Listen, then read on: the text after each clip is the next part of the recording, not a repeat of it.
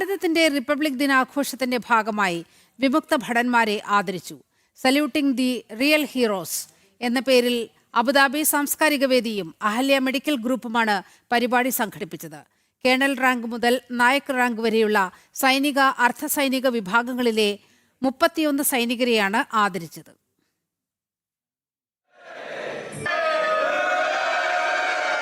ഭാരതത്തിന്റെ റിപ്പബ്ലിക് ദിനാഘോഷത്തിന്റെ ഭാഗമായി 31 മുൻകാല സൈനികരെയാണ് അബുദാബി സാംസ്കാരിക വേദിയും അഹല്യ മെഡിക്കൽ ഗ്രൂപ്പും ആദരിച്ചത്.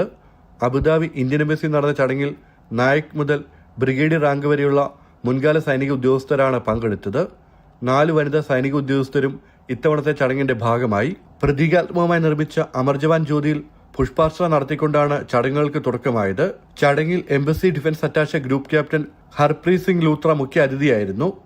സാംസ്കാരിക വേദി president Sabu Augustine, Abu Dhabi Malayali സമാജ president Saleem Cherukkal, general secretary T V. Suresh Kumar, India social centre president Jayachandran Nair, Kerala social centre president Manoj തുടങ്ങിയവർ സംസാരിച്ചു. ഇത് 10ാമത് വർഷമാണ് സാംസ്കാരിക വേദി സൈനികരെ ആദരിക്കുന്നത്. ജനം, ദുബായ്.